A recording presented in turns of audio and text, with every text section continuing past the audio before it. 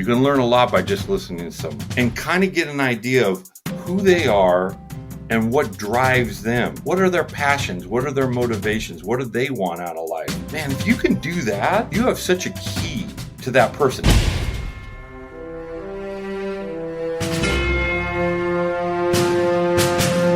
Welcome to Mindset Lessons from the Field. I'm Gina Casazza, the author of the upcoming memoir, Training with a SEAL. Today's guest worked for the CIA for over 25 years.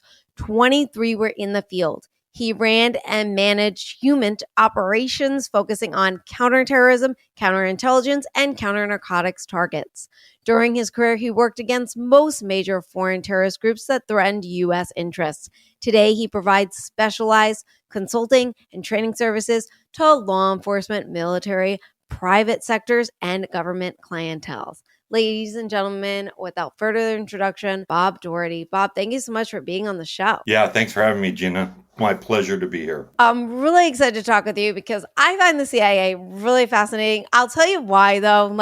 The movies, they do it for you, and I work in the film business. I know it's not real life, I know, but it's still, and you know what, actually, I want to go into what I'm talking about. I wasn't going to go in this direction, but now I want to. I want to know, how can we not be so easily influenced? I watch That's Harry Potter and I'm like, there might be a Harry Potter, there might be this magical world out there. Right, it makes you believe stuff. And I want to know, how can we become more not so influenced? Well, it's a huge problem. It's a great question because it's a huge problem in our world and in our country, right? What are legitimate, reliable, non-biased sources of information? And not only verbally, in the written format, online, digitally, right, all around us. And actually a lot of our training that we're trying to provide to law enforcement and first responders and the civilian sector and the private corporate sector is recognizing, malinformation, misinformation, disinformation, all these forms, right? And really the only difference in the definitions of those is if it's done with purpose and with an intent, right? But it's all bad information. It's all biased from some perspective. Is how to recognize that and how to deal with it. And it's a huge problem in today's world, Gina. A couple of the things that I would say right off the bat, I'm a huge believer, as you know, in critical thinking skills, right? Mm-hmm. And part of critical thinking skills is being able to evaluate each piece of information that you receive, whether it's me talking to you, a person talking to you, whether you're reading something on your phone, whether you're hearing something on the TV, right? Is being able to evaluate it and say, is there a bias in this information? Is there a purposeful bias? And where might that come from? And how might that shade the information? And usually what you then have to do is, it's a very simple step, is say, who is putting out this information? Or who is the ultimate source of this information? If it's, the Russian government, well, we know there's an inherent bias that they're going to try to make themselves look good. So maybe this information is biased in that way. If it's somebody on the far left or the far right of a political spectrum, maybe it's biased towards their political viewpoint. So that's a real quick way, kind of a quick hack to look at each piece of information that you hear or is told to you and say, what might be the bias inherent in this information? And then I'll judge it accordingly. Yeah, that person definitely is pushing this position. So this piece of information may be trying to influence me in that way. Let me just be aware of that. Right off the bat, that's probably the most practical tip that people can do every single day of their lives. I've taught all my kids that. We teach it in classes as look at the source of the information and see if you can determine there's a bias one way or the other by who that source of the information is. I'm always following the money. Where is I'll it? Follow the money. Where is it coming from? Because what you're saying and who's funding it is two different things. Absolutely right. Absolutely. But it takes a lot of research. I mean, sometimes, it does. And I feel like also we fall into the headline trap, and we just read the headline and think we know the article. We don't even read the article. We don't even look at it. Yeah. And we just then tell people about it. And it's but you didn't even read the article. It's just, I feel like we live in this world. Now, I could only speak for an American citizen, right? Because I am one. And like we live in this fast world. I mean, everything for me, I listen at 2 times speed. And now my books are at 3 times speed. Forget about it, you know? Whereas just like people normally talking is just, so we're always like, there's not enough time in the day. I have so much to do. I Right. have, and then you don't do the research because the research takes an exuberant amount of time. And Yeah. I want to know, like, for yourself, what do you have for people in terms of just like being more critical thinkers in such a fast-paced, busy world? What I have done then is I've taken the time to do that in-depth research, which, like you said, takes some time and takes some energy.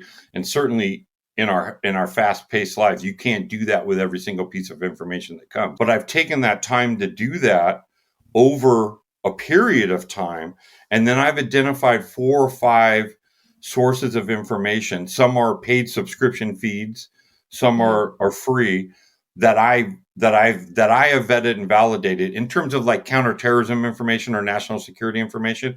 That's my niche, right?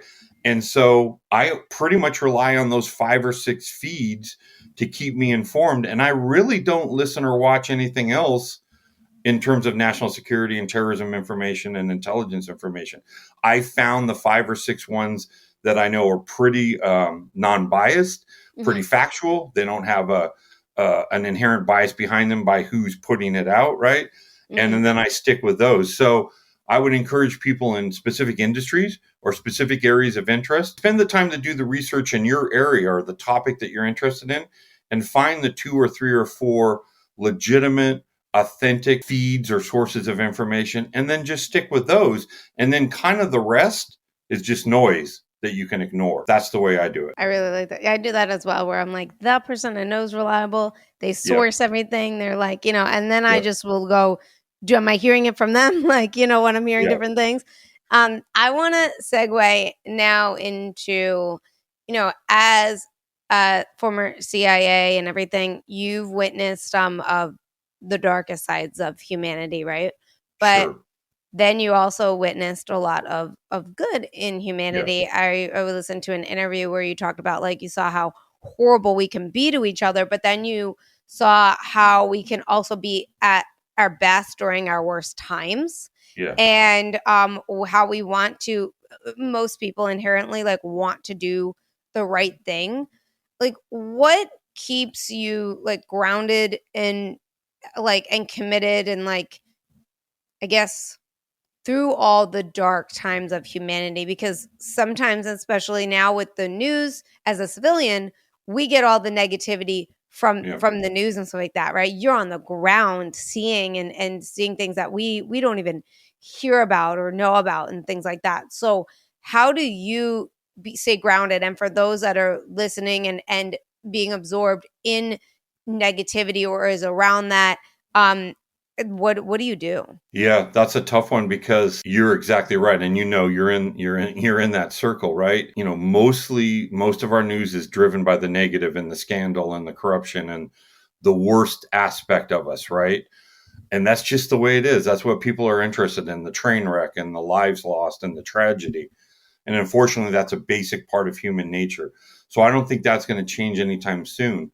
And positive, feel good stories are rare and they're hard to find, but they are out there. So again, I tell people find a couple of good sources of information. Maybe there's some news sources or uplifting channels out there that are going to give you the good news stories of people being their best to each other. Find some of that. It is out there. It's harder to find. Find some of that to balance all the negativity. And then the other point I make, and it's really kind of a John F. Kennedy thing. When he talks about the ripples that each individual can have, and like if each one of us, and I really believe in this, you can only do, and this is part of Stoic philosophy too, which is kind of a core part of my life, which I recommend, to any young people. You can only do what you are in control of. You can only worry about what your behaviors and actions are. And I know it's hard. You really can't control anything outside that. So why worry about it? And I know that's super easy to say and much harder to do. But what I can control 100% that's in my power is my behaviors and actions. If I do that every day, If I'm the the version of myself that I can be every day, that's damn good. Because what will happen is that will ripple out and I will affect others around me in a positive way. So if enough of us are those single beacons of light, those single ripples, then we can build a wave, we can build a flood that's going to change the world in a positive way or change our situation in a positive way. But at the very least, at the end of the day, if you're surrounded by darkness and you are that point of light, you're doing your job. That's good enough. And you should take value from that. You should never falter from that because it gives inspiration and hope to a lot of people that you may never know. I'm old enough now. I'm a little older than you, I think. I've seen people in my life, and I'm sure you've had it too, that have come back to you and said, you know what? When we were in high school, you always looked out for me because I was kind of picked on. I appreciated that, and that stood with me my whole life, or that stayed with me. I never knew that.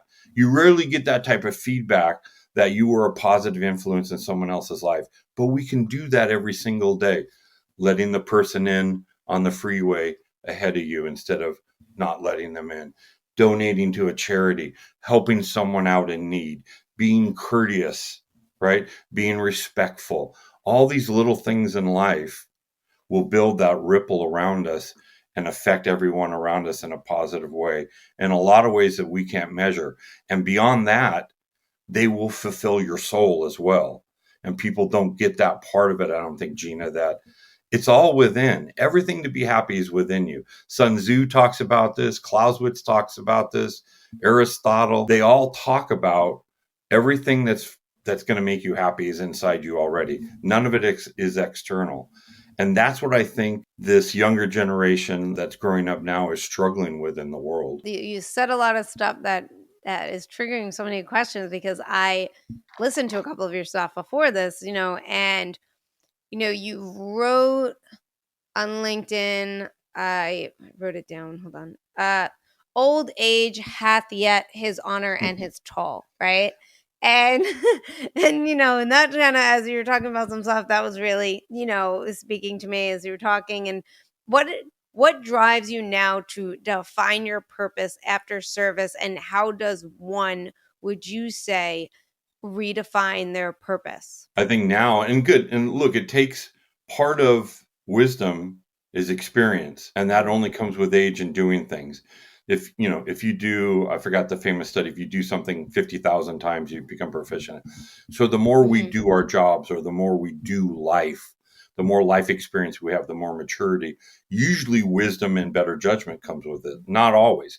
So some of it is an age factor, and I get that. I'm certainly have much more wisdom now at my age than I did at 22, right? So I get that part of it. But the other part of it is being able to look around you and say, how can I make myself a better person now, no matter what age I am, right? And that critical thinking part of it. The Stoic philosophy is a huge part of that. I believe in introspection, and a lot of us don't do that. We're not honest with ourselves about our strengths and our weaknesses. And that's a huge part of Stoic philosophy is you got to be able to have that quiet time where the phone's off, the TV's off, you're alone, whether it's 5 minutes a day or an hour a week, and you think about yourself and your life. What is making me happy? What am I doing every day that is driving towards my goals? What are my faults and weaknesses that I can work on to strengthen my strengths and to make my weaknesses better? I don't think enough of us do that, Gina. And again, that's a very simple thing. It doesn't cost money. You can do it internally. You're talking about your mind and thinking about yourself and being honest with yourself. And again, very easy for me to say, but it's hard for a lot of people to do that, to have that honest look at themselves. I also am a big believer in having goals, but not like life goals necessarily, but what is your internal code? The samurai would call that your Bushido code. What do you stand for? What are the values that you stand for? Honor, integrity, hard work. I believe you need to have that conversation with yourself consistently as well and say, what do I stand for internally? What motivates me? What fills my soul? Right? And am I doing that every day and every week and every month? Because if I'm not, then I'm straying from the path and I got to get back to that. Right? And if I'm not doing those things, I'm not fulfilling what I want my life to be.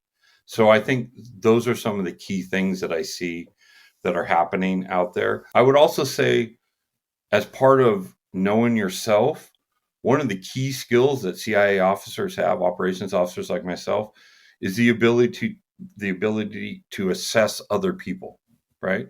That's really what we do is we develop rapport and we assess other people and we determine what motivates them. And then at the end of that process, by determining those things, we have a pretty good idea if they would be willing to work for us. That translates to anyone. That translates to your spouse, your partner, your kids, your coworker, your boss, your employees if they're working for you. That is it transcends culture, it transcends religion, gender, age.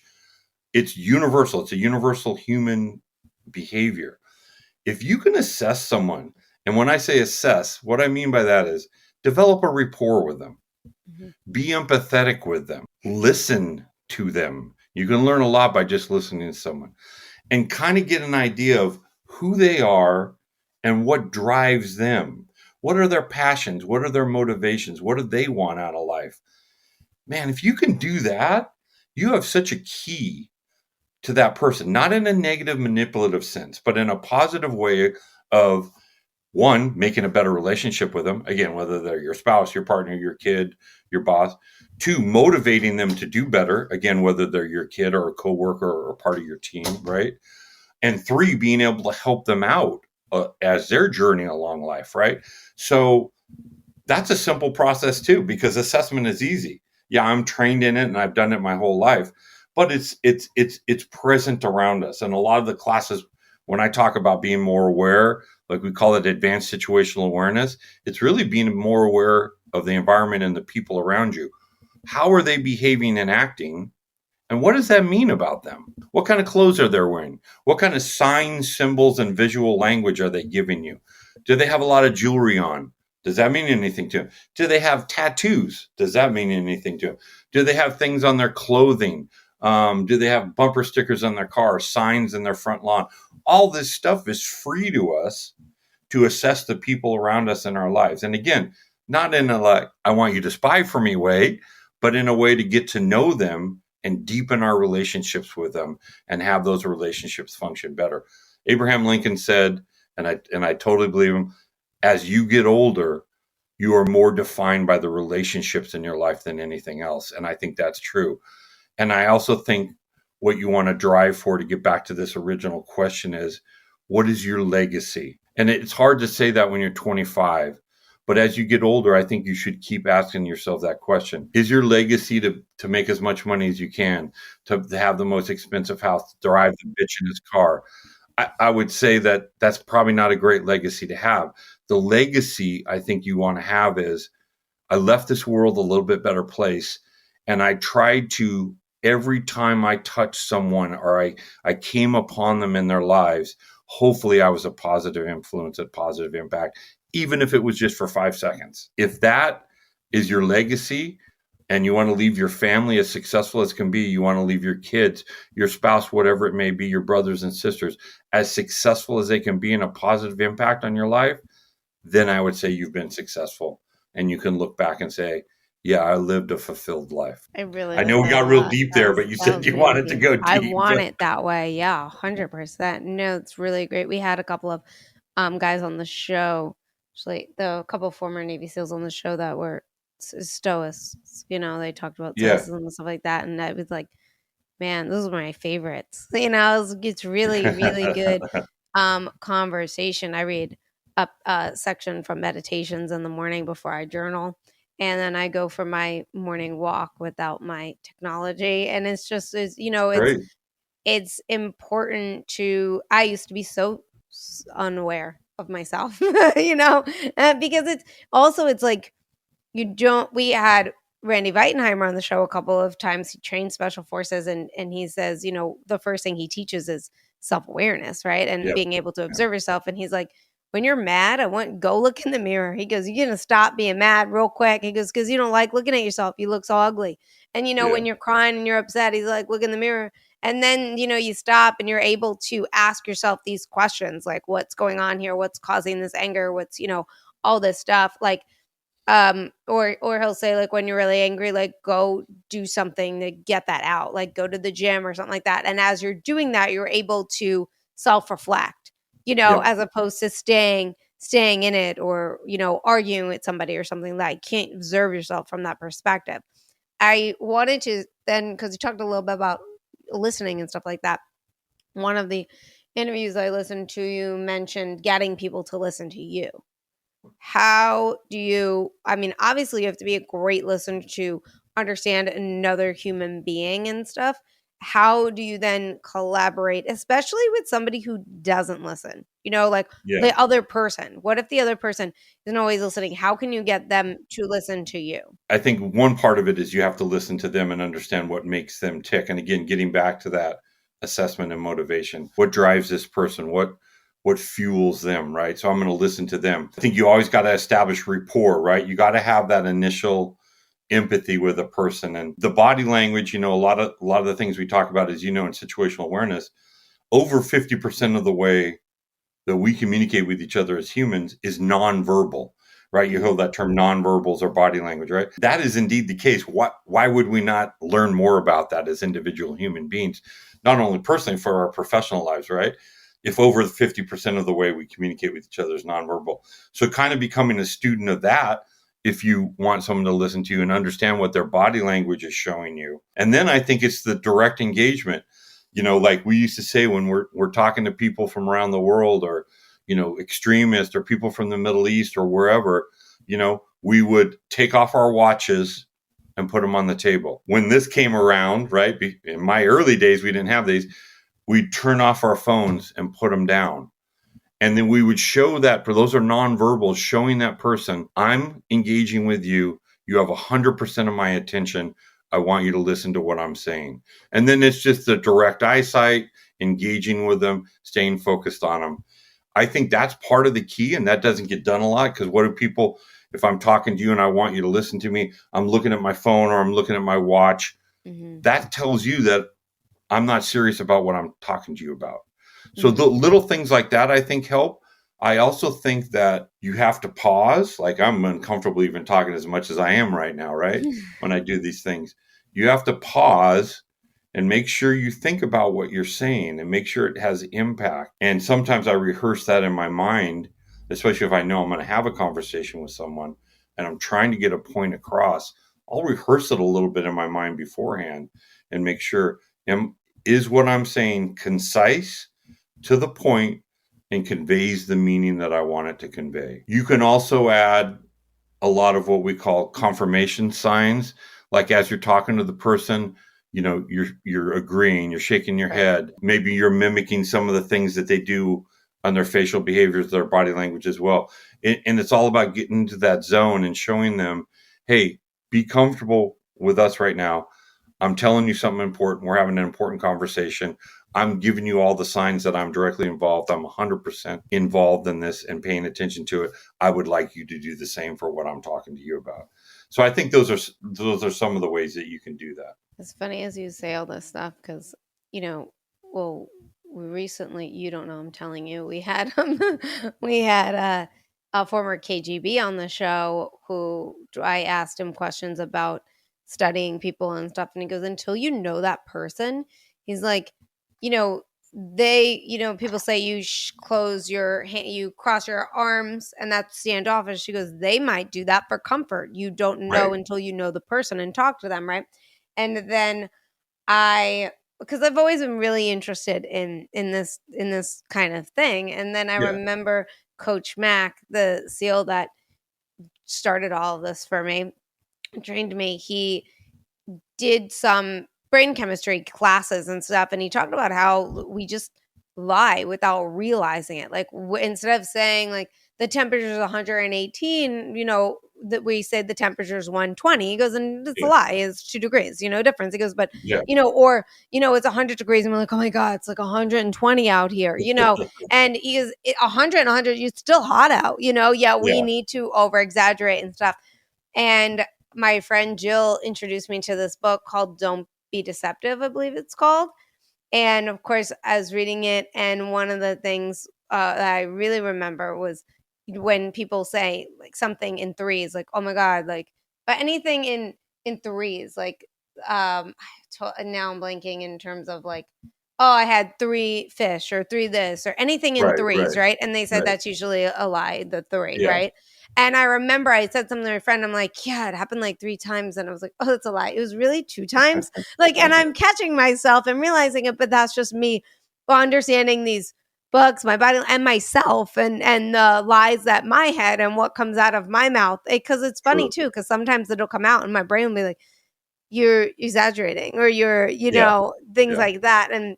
And all, again, it all comes down to this self-awareness. But for yourself, did you have any kind of training like that, or is that, into it, not into it? Do you learn any of that stuff? Yeah, no, Don't I believe think, it?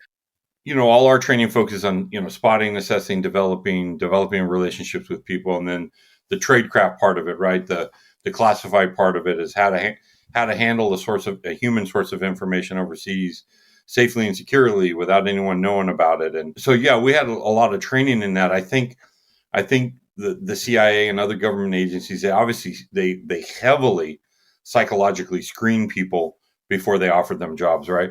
In addition to the background checks and the polygraphs and all that kind of stuff. It's interesting, if you're familiar with Myers-Briggs psychological assessments, that's what the government uses. And I encourage people actually to go online. There's a lot of Myers-Briggs Mhm. psychological testing that you can do for free online. And usually the longer one is going to give you a clearer picture, but you come out with 4-letter designations. And Oh like, yeah. for example, the first one is either introvert or extrovert. So it's Mhm. I or E, right? So you're familiar. Well, I happen to be an INTJ. So that's about 2% of the population. But for our profile, when you read it, I'm like, yeah, that's exactly me. I'm like pretty good critical thinker. Not a lot of emotion gets in there. Pretty cold and calculating. See the big picture, right? So it kind of gives you a good picture of yourself, what your strengths and weaknesses are. But I think government agencies screen for that, and they know the types that they want. So Mhm. inherently, I think we already have some of those qualities that they start bringing out, right, in the training. Yeah. So I do kind of believe in terms of that intuition, which is what you're talking about.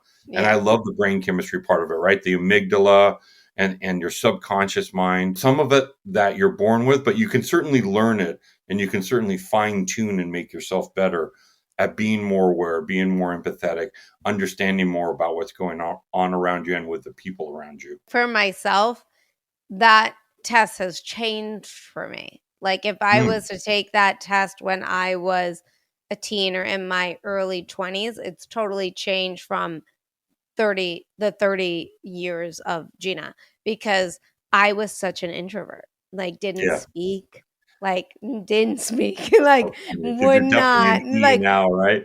would You're never. definitely Now an I'm a E speaker for now. a living. This is what I do Yeah, for a yeah. living. Like, it's just like, what? And now I'm like an extrovert. Like, I took Jordan Peterson's test on, extrovert, intro, all this stuff, right? And it was like 98% extrovert, right? Which is so funny because like 20-year-old me would have been like that's not right. Yeah, it definitely Like, changes. been I'm like, more what? of the Yeah, I'm more slid towards the E now, which I never was. I'm still an introvert, but yeah, I would pay you for an E right off the bat, not knowing the younger Gina. Yeah, yeah. It's so those tests are so interesting. And I do really like them to assess them and assess myself, right? And also watch me grow. Like, Yeah, that's the fun part, right? yeah. Because I feel like life is just, I don't want to stay where I am. I want to constantly grow and constantly explore and live my life. And for myself, what happened to me in my 20s is what got me to this extrovert standpoint of being in the most uncomfortable situations. My goodness, I paid to get kidnapped. Like, who Yeah, does yeah, things like that, right? yeah. So speaking of that, I want to know, like, since you've led like real life, like life and death missions, like, what makes a great leader during like high stakes situations? I'm a big believer, and it's part of one of my favorite, if not the favorite course that I do, that I Uh, developed myself, is leadership training. And what I say is it's CIA and Special Operations Forces principles, leadership principles applied to the private sector, right? And I love it. I've given it to a couple Fortune 100 companies now, to the small teams, and got really great feedback. So you can tell this is one of my passions. It's being a servant leader. I'm a big believer in that. And we've already talked about some of that. The servant leader is not about you. You have to have a confident ego, but it's got to be quiet. You got to be humble. You have to want to empower those around you. So the success of the team, whether it's a team of me and you, or it's a team of 20,000 of us, the success of the team is your success. Your individual success doesn't matter. The success of the team as a servant leader is your success. What are the key traits of a servant leader? Good critical thinking skills.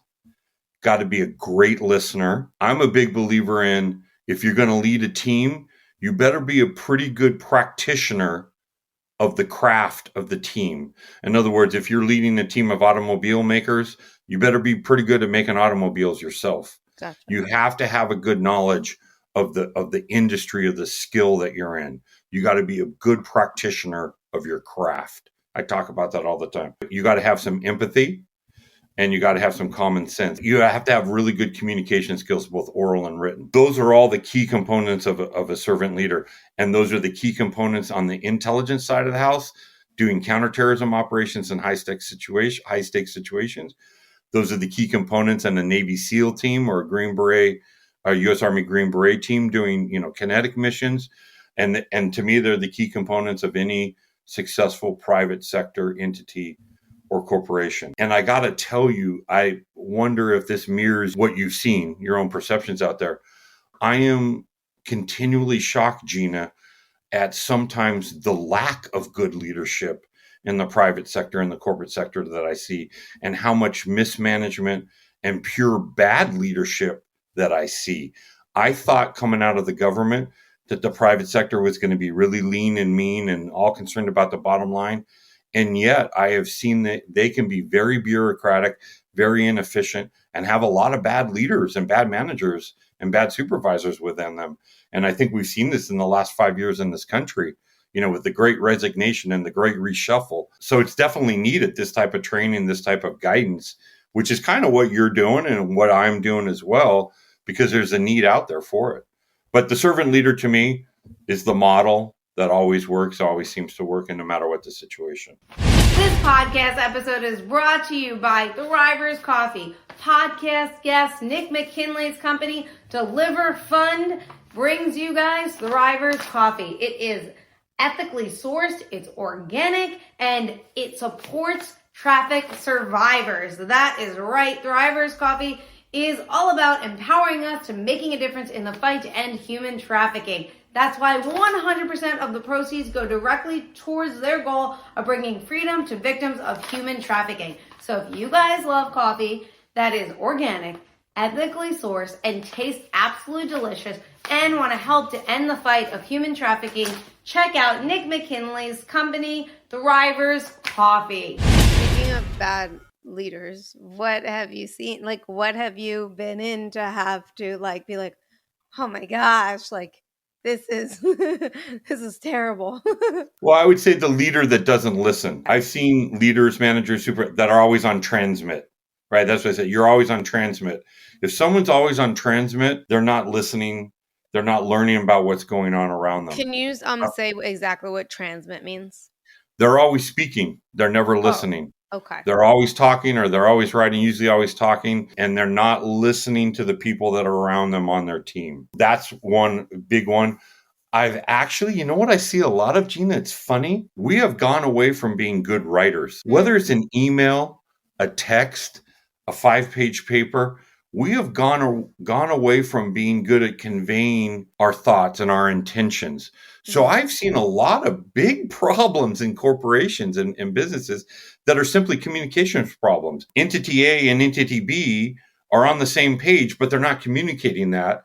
And that creates a problem, a real commercial problem, a real business problem. And it's simply someone coming in from the outside and looking at it and say, hey, you guys are talking about the same thing, but you're not. And all of a sudden this light goes on in their head. I mean, it sounds simple, but I've seen it time and time again. And then not being humble, right? I've seen CEOs and presidents have huge egos. It's all about them. It's all about their power trip. and they're not making good business decisions based on what's good for the company. They're trying to do it for their own personal appeasement or glory.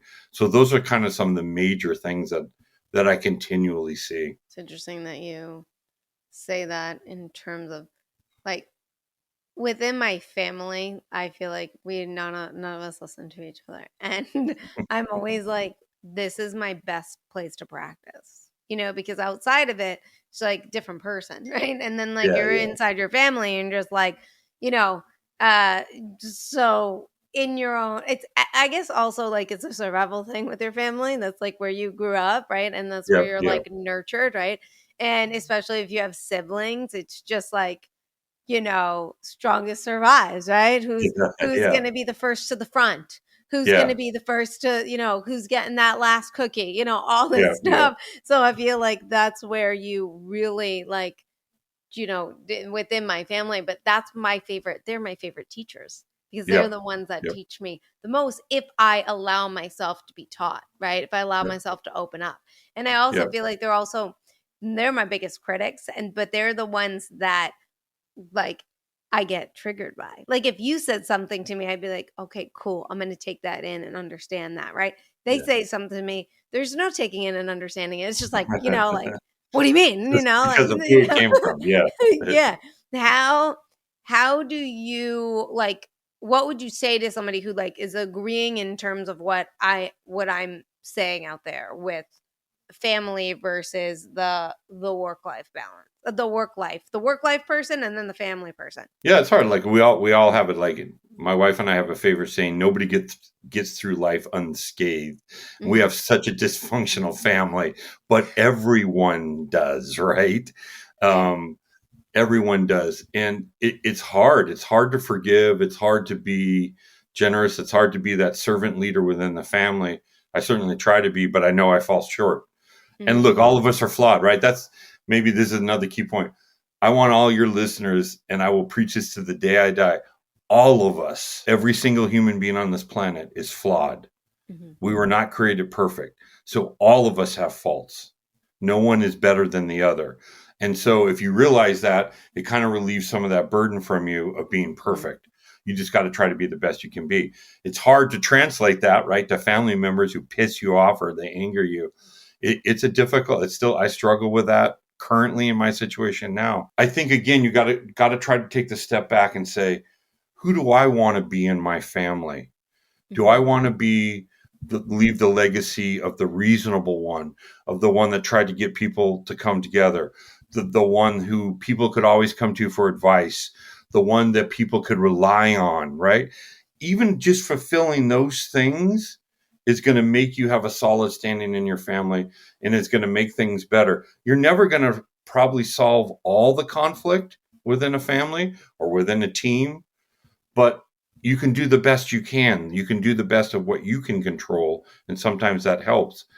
I've got to the point where now I'm looked upon as the one to go to in the family for advice, for guidance, whose judgment is going to be non-partisan, as non, taking sides as possible, right? But you got to work hard at that. That's the legacy you have to create, right? You do. And I think it's really hard too when like they already have like I think Randy talked about this on the show where he talked about with me this privately, but he said something like people just opinion of you like sometimes won't change like because they Yeah. have this perception of you like the kids you went to high school with they have this perception of you and we don't realize people change over time, right? And you can't change people's minds about you. And my family within itself, like they can't change their mind about me in terms of Right. like, I'll keep a secret. They're like, no, you can't. And I'm like, no, Yeah. I'm different now. And they're like, no, you're not. And then I'm like, no, I am. Just, but like, there's just certain things where like they don't, I'm like, no, I've been working on myself. But like that, or just like that just goes kind of on the wayside. And I think how do you, with them working with businesses, like when you're working with the leader who's like a bad leadership or something, and they're changing and they're making the change, how do you get those around you to trust that those changes are true? Yeah, that's a hard one because it all depends on the leader themselves, right? Right. Changing the opinion of bad leadership. That's a really tough obstacle, and everyone struggles with that. I think you have to change the leader yourself, right? And that takes time. The one CEO that I've been working with probably for 10 years now, right? And he's a lot better at making business decisions than he used to be, but he still makes some bad ones. But I can see some growth there. There's no easy answer to that. That you have to get that person, the leader, to buy into the real change. If it's just cosmetic and they're checking a box, that is not going to translate to the team around them. They're not going to buy into that, and they're going to see they're just checking the box. So your primary hardest obstacle is the person, the leader or the manager themselves.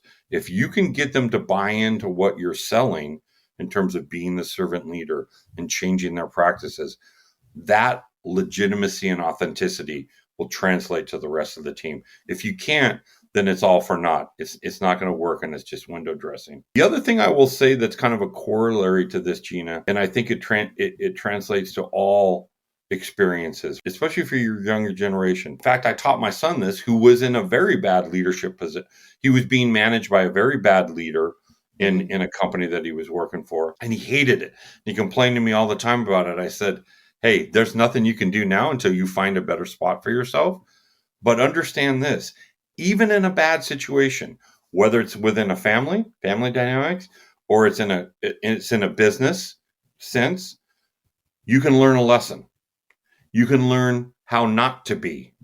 You can learn how not to be that manager when you get to that position because you're experiencing bad management now. You can learn how, as you get older, you don't want to be that family member that you see now that's exhibiting this bad behavior and actions, and remembering that. So even in very negative situations, learn a lesson from it. It's kind of like the silver lining, right? The soft guys, the special operations forces guys, will talk about this all the time. We do after action reports, we do hot washes, we do evaluations.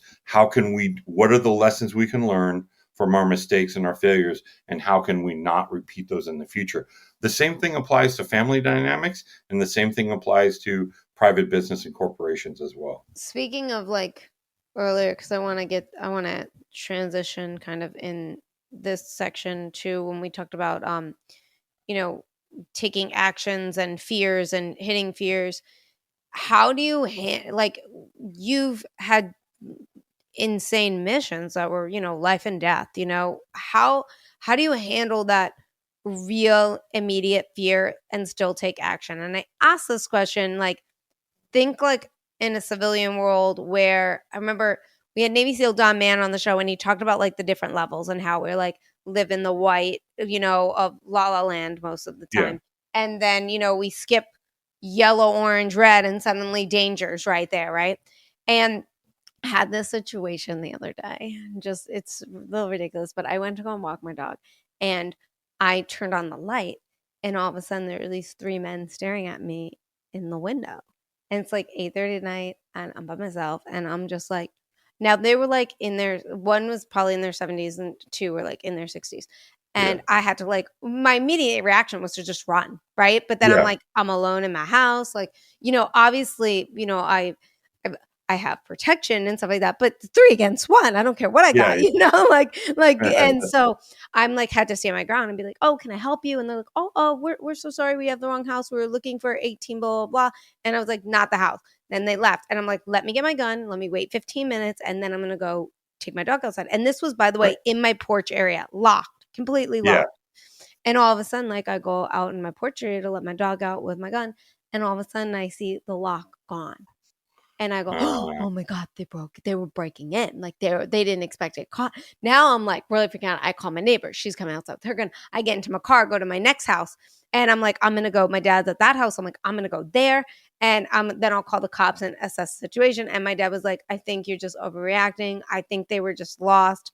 And they're, it's an old, I live in Myrtle Beach, so all retired people. And he's like, they probably like had dementia. Turns out that ridiculous theory was true. and they actually had dementia and they're in the wrong house. It's like that. Oh But the no. funny part was my family was like, I'm shaking, like my body shaking. And my family was like, you've had training.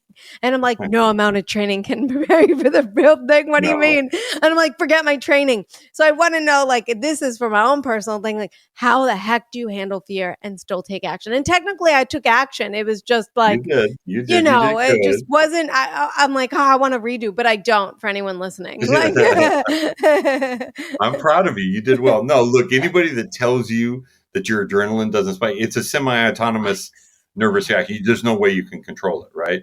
Your adrenaline's going to dump. Your amygdala is going to signal you that there's danger. And then all that stuff happens in your body. The problem, and I'm sure the SEAL guys told you that. Here's a couple of tricks. One is, as much as you can think ahead of how you're going to react, and it's not being paranoid. I don't want people to think that. I'm always, like my buddy Fred Simon is a retired FBI guy, runs Loop Incorporated. It's a business. I do business. We do a lot of training. He always tells his sons, he's like, every time I go someplace, whether it's a grocery store, a theater, church on Sunday, whatever, I'm always like, I want to know where the exit's at. That takes 2 seconds. Oh, where are the exits? If there's something happens, and here in Southern California, it's going to be an earthquake, right? If something happens, which way am I going? Just that. That took me 2 seconds. Just that preconditions our mind that if something does happen, you're going to react faster because you already thought of it. Now, not to say that you should be thinking of, if 3 guys stare in my window and I'm on the porch, what am I going to do? It's such a specific thing. But in general, you could be thinking, if someone is coming into this house and I'm here, what are my actions I'm going to do? I'm going to do 1, 2, and 3. Just thinking that through, Gina, will set that in your mind. So if that event does happen, you're going to react a lot quicker and a lot calmer. The second thing, so kind of just pre-thinking of stuff and not always paranoid. Like, I'm sitting in my office now. Did I think about how am I going to get out of here if there's an earth? No, I didn't, because I know my office, right? The second thing is, if you can remember to control your breathing, that will calm you down really quickly. And you can just practice that, whether it's a couple of breaths in that you hold and exhale. It's the old sniper thing. Before they take a shot, they're going to control their breathing. So if something bad happens, if you can just take 2 or 3 seconds, control your breathing, it's going to bring down your heart rate, bring down your blood pressure, and allow you to think clearer. You're still going to have the jumps. You're still going to be firing on all cylinders. That's the way our body is.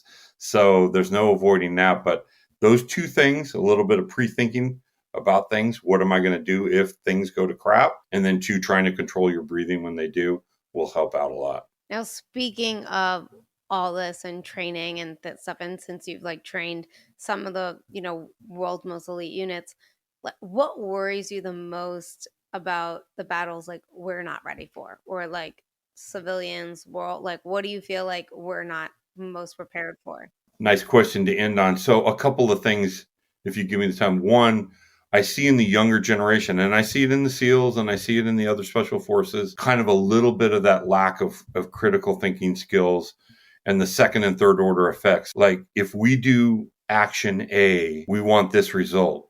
Great.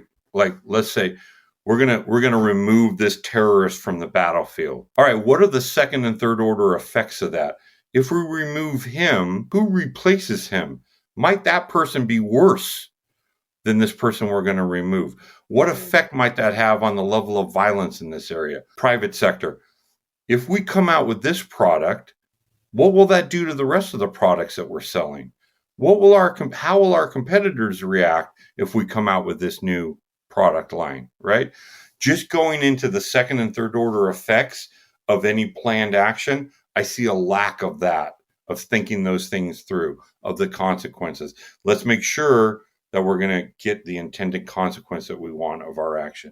That's part of critical thinking. I see a little bit of lack in. I see a little bit of lack of real life experience, right? Our generations are getting younger as they move into private sector and the government. That's only going to come with time. I think what we're not ready for, and I'm not one of those guys that's black and white and good and bad, but what I think we're unready for in the battles that come is the mental toughness, the physical toughness, and the resiliency to be able to confront the multiple threats that are out there. And when I say that, I mean Russia, Iran, and China, principally China. They want to dominate the world, China especially.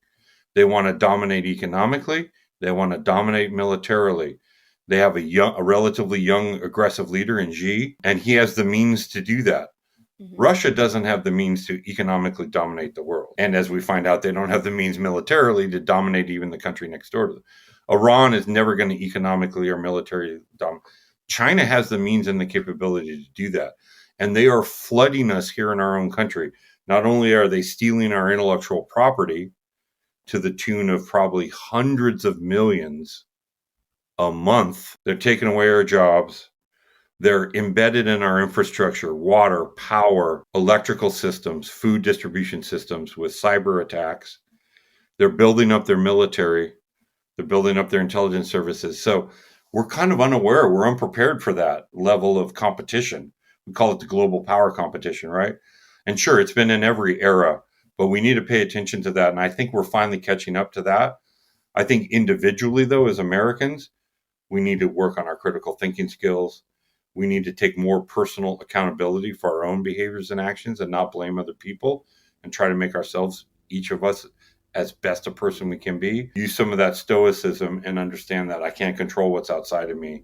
I can only control what I can do. So hopefully we're making trends in that direction. I do have a question in terms of, you talked about critical thinking a lot. How can one develop their critical thinking? I think it's what you and I talked about at the beginning, is trying to analyze each piece of information that you hear or someone says to you and try to say, is there a bias to this? Where does it fit in? And then ask the second question, what is the counterpoint argument to this? Or what is the counterpoint piece of information? If Gina's telling me the sky is blue, does Gina have a bias to say the sky is blue? Yeah, she's selling blue dye to color the sky, so she makes money if I buy blue dye. Okay. Is there an alternative viewpoint to hers? Is the sky really red? If just going through that analytical process in your mind, questioning the bias of the source of information, and then saying what would be the alternative piece of information and comparing the two, you've just done critical thinking. And that took 2 seconds in my mind. Just doing that alone will prepare all of us a lot better. Identifying sources of information that are valid, that are authentic, that don't have, that have as little bias as possible will help us become better critical thinkers. My final question for you, because you mentioned this in that other question, 2 questions before, you said, this day and age, we're just a little bit more soft, right? We don't have that grit. We're not taking care of ourselves physically, mentally, all that stuff. So what would you say that we should be doing on a daily basis to building that so we can be facing these challenges? Yeah, I think kind of like a personal recipe. And again, we that's kind of what you do, right? And a little bit what I do. I think if you're asking me, every day I'm doing critical thinking. Every day, if I can, I set aside an hour to read something and educate myself, right? Every day, if I can, I set aside an hour to do some sort of physical activity. You mentioned just, you went for a walk, you took your dogs for a walk, whatever it is, going to the gym, taking your dogs for a walk, biking, swimming, whatever it is, shooting hoops with your kids. I think there's a little bit of training. I think everyone should do some training, first aid training, CPR. If you're into guns, shooting, learning how to shoot a gun, learning how to read a map, stuff like that, learning how to change a tire on a car. I think all that type of stuff, if you do a little bit of that every day or every week, you're going to help round yourself out as a person that's much more able to confront the obstacles, the threats that are coming in our lives, in our community. But in a positive sense, you're going to make yourself a better person. And I think you yourself are going to become more fulfilled by doing those things and making yourself better physically. Thank you so much. You're amazing. I really enjoyed talking with you. It was really amazing. Likewise. Thanks for coming on. You're, like I said, really great. I really enjoyed it. And we'll have your information in the comments if anyone wants to reach out to you at all for anything, check the comments. Yeah, please do. Please do. Yeah. I'll be happy to do it. And if you ever want to do this again, just let me know. But yeah, it was a great conversation. Thank you. Definitely. Gina. Yeah, maybe we'll do another conversation and focus on Stoicism. I would really really enjoy that, especially with all the knowledge that you have from your background, and then with that Stoicism. I think that'd be a really great conversation. So we'll definitely Anytime. be bringing you back for that. So thanks All right, again. Dan. Everyone that's listening, please like, share, comment, subscribe, become a Substack member. It's completely free, and you get bonus chapters from the book. You get chapters from our guests. You get articles on mental toughness and resilience. And I will see you guys all next Wednesday. Thank you.